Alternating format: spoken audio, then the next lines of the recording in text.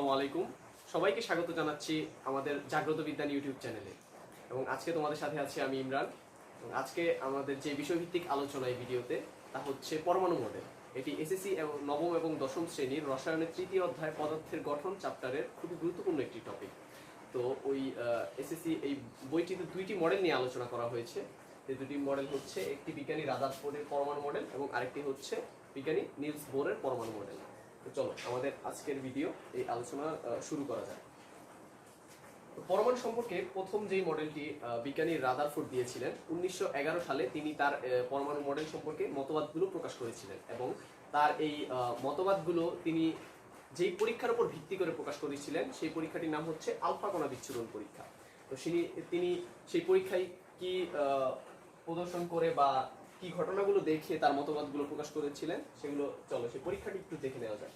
তো তিনি তার এই পরমাণুর আলফা বিচ্ছুরণ পরীক্ষায় তিনি একটি পরমাণু নিয়েছিলেন এবং পরমাণুর এক পাশে রেখেছিলেন জিঙ্ক সালফাইডের প্রলেপ দেওয়া একটি পর্দা এবং অপর পাশ থেকে তিনি আলফা কণা অর্থাৎ যেটি হচ্ছে হিলিয়াম নিউক্লিয়াস, মূলত এটি একটি ধনাত্মক চার্জিত একটি কণা। তো এই কণাটিকে তিনি এই পরমাণুর মধ্য দিয়ে পাস করান। তো তখন তিনি লক্ষ্য করেন যে যেই কণাগুলো পরমাণুর কেন্দ্র থেকে একটু দূরবর্তী অবস্থান দিয়ে যাচ্ছে সেগুলো পরমাণুগুলোর মধ্য দিয়ে ইজিলি পাস করে যাচ্ছে এবং এই জিঙ্ক সালফাইডের পর্দায় প্রতিপ্রভা তৈরি করতে পারছে। কিন্তু তিনি যখন দেখলেন যে যখন এই কণাগুলো কেন্দ্রের কাছাকাছি বা কেন্দ্রের একবারে কাছাকাছি চলে আসে তখন এগুলো কেন্দ্রের থেকে একটি বিকর্ষণ শক্তি লাভ করে, যার ফলে এগুলো কেন্দ্র দিয়ে অতিক্রম করতে পারে না, তাদের দিক পরিবর্তন করে এগুলো চলে যায়। বা কিছু ক্ষেত্রে দেখা যায় যে প্রায় 20,000 কণার মধ্যে একটি কণা বিপরীত দিকে চলে আসে।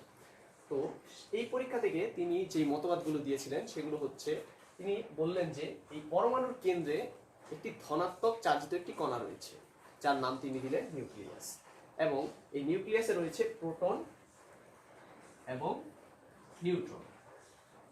এবং এই নিউক্লিয়াস যেটি রয়েছে এটা হচ্ছে পরমাণুর মধ্যে খুবই ক্ষুদ্র, অর্থাৎ পরমাণুর আয়তনের তুলনায় নিউক্লিয়াসের আয়তন খুবই নগণ্য এবং পরমাণুর ভিতরে বেশিরভাগ জায়গায় থাকে ফাঁকা। এবং নিউক্লিয়াসের যে ভর, এই ভরটাই হচ্ছে পরমাণুর টোটাল ভর। কারণ আমরা জানি যে ইলেকট্রনের আপেক্ষিক যে ভরটি সেটি হচ্ছে শূন্য। তো আপেক্ষিক ভর যেহেতু ইলেকট্রনের শূন্য, তো পরমাণুতে আর কি কি থাকে? ইলেকট্রন, প্রোটন এবং নিউট্রন। প্রোটন এবং নিউট্রনের ভরই হচ্ছে নিউক্লিয়াসের ভর, আর এই নিউক্লিয়াসের ভরটি হচ্ছে তাহলে টোটাল পরমাণুর সেই ভরটি। এবং ইলেকট্রনের ঘূর্ণন সম্পর্কে তিনি যেটা বললেন তা হচ্ছে এই ইলেকট্রনগুলো নিউক্লিয়াসকে কেন্দ্র করে ঘুরছে এবং এটি যেভাবে ঘুরছে তার জন্য তিনি এই মডেলটিকে সৌর মডেলের সাথে তুলনা করলেন। এবং সৌর মডেলটি হচ্ছে আমাদের যে সৌরজগতের গ্রহগুলো সূর্যকে কেন্দ্র করে যে ঘুরছে, তো তিনি তার সাথে তুলনা করলেন যে ইলেকট্রন সূর্যকে আমাদের যেরকম গ্রহগুলো পৃথিবী, বৃহস্পতি গ্রহ, এরকম গ্রহগুলো যেরকম সূর্যকে কেন্দ্র করে ঘুরছে, ইলেকট্রনও নিউক্লিয়াস কেন্দ্র করে সেভাবে ঘুরে। এবং এই ঘূর্ণনের জন্য তিনি দুইটি বলকে দায়ী করলেন।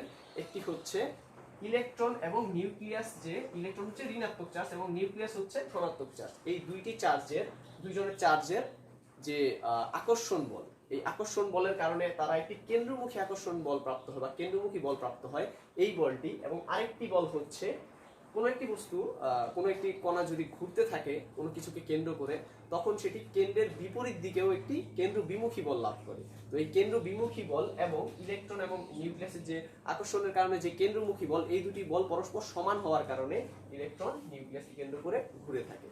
তো তিনি তার এই মডেলে এই মতবাদগুলো দিয়েছিলেন। তো বিজ্ঞানীরা তারপরে পরবর্তীতে তার এই মডেলের মতবাদগুলোকে নিয়ে একটু বিশ্লেষণ করার চেষ্টা করলেন। তো সেখানে দেখলেন তারা কিছু ত্রুটি বা তার মডেল থেকে কিছু ত্রুটি বেরিয়ে এলো। তো সেগুলোই হচ্ছে তার মডেলের সীমাবদ্ধতা। এই সীমাবদ্ধতাগুলো কি কি?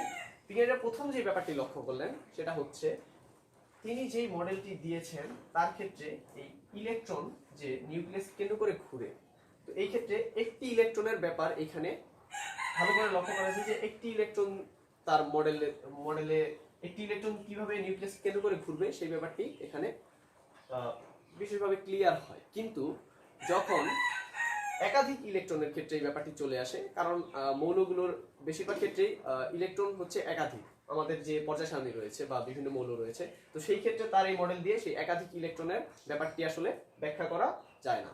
এবং আরো যে ব্যাপারটি সেটি হচ্ছে যে ইলেকট্রন কিভাবে ঘুরছে বা ইলেকট্রনের যে কক্ষপথের আকৃতি সম্পর্কে তার এই মডেলে কোনো ধারণা দেওয়া হয়নি। এবং ম্যাক্সওয়েল বিজ্ঞানী যে একটি মতবাদ দিয়েছিলেন যে কোনো একটি আহিত কণা যদি কোনো কিছুকে কেন্দ্র করে ঘুরতে থাকে তখন একটি সময় সেটি কি করবে, শক্তি বিকিরণ করতে থাকবে তার ঘূর্ণন পথে, এবং একটি সময় সেই কণাটি কেন্দ্রে পতিত হবে। শক্তি বিকিরণের কারণে এক সময় তার শক্তি শেষ হয়ে যাবে এবং সেটি কেন্দ্রে পতিত হবে। তো যার ফলে দেখা যায় যে এখানে যদি ইলেকট্রন নিউক্লিয়াসকে কেন্দ্র করে ঘুরতে থাকে, তো এইটাও এক সময় এই নিউক্লিয়াসের কেন্দ্রে পতিত হবে, তার শক্তি শেষ হয়ে যাবে। তো সেই ক্ষেত্রে দেখা যায় যে ইলেকট্রন যদি নিউক্লিয়াস কেন্দ্রে পতিত হয়, এই পরমাণু মডেলের কোনো অস্তিত্বই টিকে থাকে না, এবং তার এই মডেল থেকে পরমাণুর আকৃতি, যে সঠিক একটি আকৃতি, সেই আকৃতি সম্পর্কেও একটি সঠিক ধারণা পাওয়া হয়ে ওঠে না। তো এই সকল ক্ষেত্রে তার মডেলে কিছু সীমাবদ্ধতা রয়েছে। ওকে, এখন চলে আসি আমরা বোর পরমাণু মডেলে। তো ঠিক 1911 সালের ঠিক 2 বছর পর বিজ্ঞানী নিলস বোর তিনি কোয়ান্টাম তত্ত্ব সম্পর্কে একটু বলে রাখি। কোয়ান্টাম তত্ত্ব হচ্ছে কোয়ান্টাম মেকানিক্স হচ্ছে বিজ্ঞানের এমন একটি শাখা যেখানে ক্ষুদ্র ক্ষুদ্র কণা নিয়ে আলোচনা করা হয়। ক্ষুদ্র ক্ষুদ্র কণার বেগ, গতি, এই সকল নিয়ে ব্যাপার নিয়ে আলোচনা করা হয়। তো কোয়ান্টাম তত্ত্ব বিজ্ঞানী ম্যাক্স প্লাঙ্ক দিয়েছিলেন, এবং এই কোয়ান্টাম তত্ত্বের উপর ভিত্তি করে বিজ্ঞানী নিলস বোর তার এই মডেলটি প্রকাশ করেন, এবং বিগত যে রাদারফোর্ডের মডেলটি ছিল সেখানের সেই ত্রুটিগুলো এই মডেলের মাধ্যমে কিছু সমাধান হয়ে ওঠে। তো দেখো এই মডেলে তিনি কি কি বলেছিলেন। বিজ্ঞানী নিলস বোর যে ব্যাপারটি দেখলেন যে এখানে নিউক্লিয়াসকে কেন্দ্র করে ইলেকট্রনগুলো যে ঘুরছে তারা নির্দিষ্ট ব্যাসার্ধের কিছু অনুমোদিত বৃত্তাকার কক্ষপথে ঘুরছে, এবং সেই কক্ষপথে ইলেকট্রনের সংখ্যাও নির্দিষ্ট। তো তিনি সেখানে প্রত্যেকটি কক্ষপথের জন্য কোয়ান্টাম সংখ্যা ঠিক করলেন, যে প্রথম যেই কক্ষপথটি রয়েছে সেই কক্ষপথের ক্ষেত্রে প্রধান কোয়ান্টাম সংখ্যা রয়েছে, এবং প্রধান কোয়ান্টাম সংখ্যার মানটি হচ্ছে 1। তো পর্যায়ক্রমিকভাবে এর মান দ্বিতীয় কক্ষপথের জন্য 2, 3, তো পর্যায়ক্রমিকভাবে এভাবে প্রত্যেকটি কক্ষপথের প্রধান কোয়ান্টাম সংখ্যার মান এভাবে বেড়ে যাবে। এবং প্রথম কোয়ান্টাম সংখ্যার ক্ষেত্রে বা প্রথম কক্ষপথটির ক্ষেত্রে এটিকে তিনি ধরলেন কে, এবং পর্যায়ক্রমিকভাবে এদের নাম তিনি দিয়ে গেলেন কে, এল, এম, এন, এইভাবে তিনি এর নামকরণ করে গেলেন। তো তিনি এক্ষেত্রে যেই ব্যাপারগুলো লক্ষ্য করলেন যে এই ইলেকট্রন যে নিউক্লিয়াসকে কেন্দ্র করে ঘুরছে, তো সেই ক্ষেত্রে প্রত্যেকটি ইলেকট্রনের তাদের নিজস্ব কক্ষপথে থেকে তাদের নিজস্ব কৌণিক ভরবেগ রয়েছে। তো সেই ব্যাপারটি আসলে কেমন, যেরকম কোনো গাড়ি বা কোনো কিছু যখন চলতে থাকে, সরলরৈখিক পথে যখন কোনো কিছু চলতে থাকে তখন তাদের রৈখিক ভরবেগ থাকে, এবং বৃত্তাকার পথে যখন কোনো কিছু ঘুরবে তখন তাদের কৌণিক ভরবেগ থাকবে। তো তিনি তখন সেই কৌণিক ভরবেগটার মান এইভাবে নির্ণয় করলেন যে M V R equal to NH/2π। তো এই ক্ষেত্রে এম হচ্ছে ইলেকট্রনের ভর, এবং ভি হচ্ছে এই যে কক্ষপথে, ধরি একটি ইলেকট্রন একটি কক্ষপথে রয়েছে, সেই কক্ষপথের ইলেকট্রনের বেগ, এবং আর হচ্ছে সেই কক্ষপথের ব্যাসার্ধ, এবং এন যেটি হচ্ছে তা হচ্ছে প্রধান কোয়ান্টাম সংখ্যা।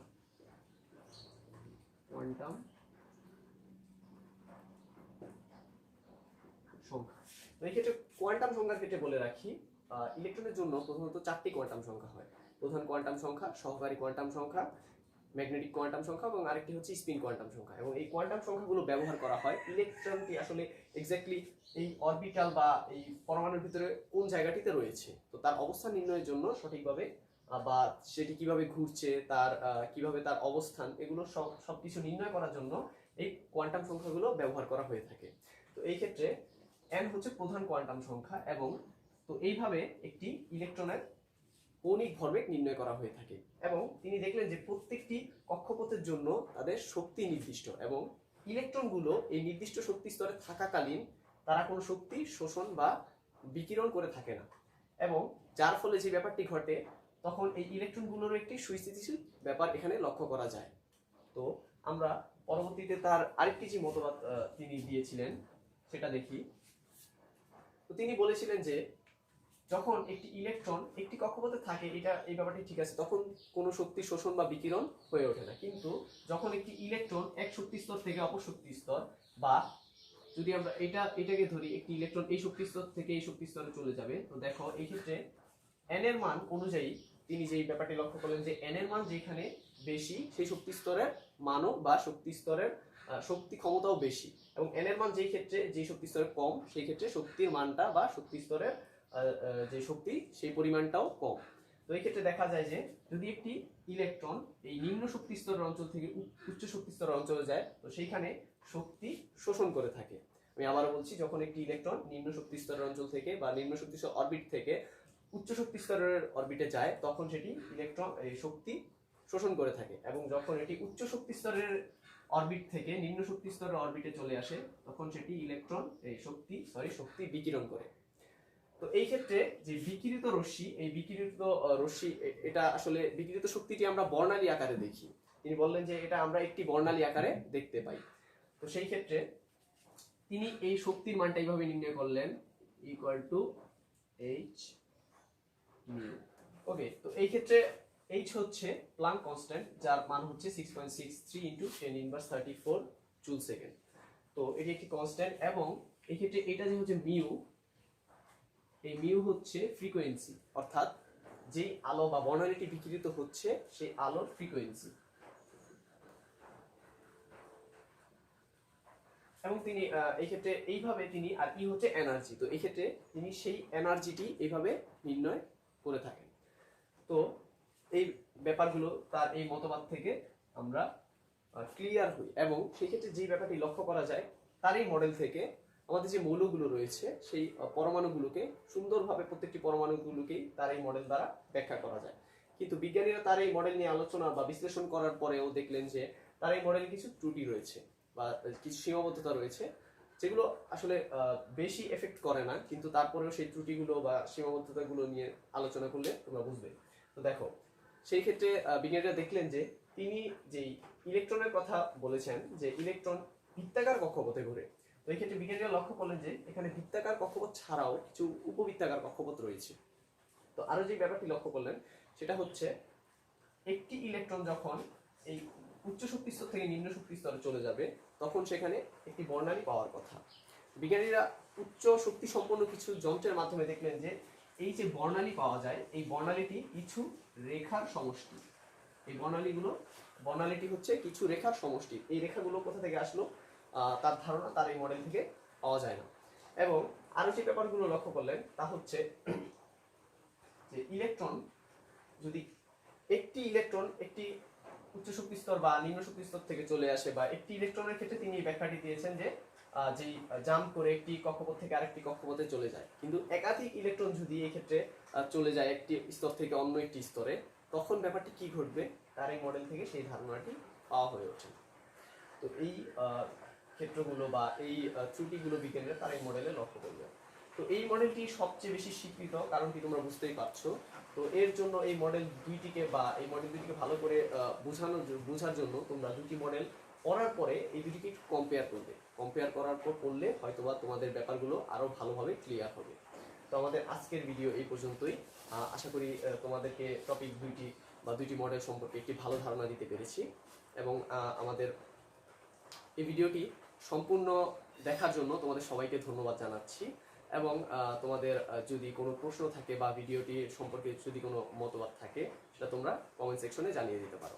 এবং যদি তোমরা উপকৃত হও, তাহলে অবশ্যই তোমাদের বন্ধুদের সাথে ভিডিওটি অবশ্যই শেয়ার করবে, এবং আমাদের চ্যানেলটির সাথে থাকার জন্য অবশ্যই চ্যানেলটিকে সাবস্ক্রাইব করবে। সবার সুস্থতা কামনা করে আজকে এখানেই শেষ করছি। আল্লাহ হাফিজ।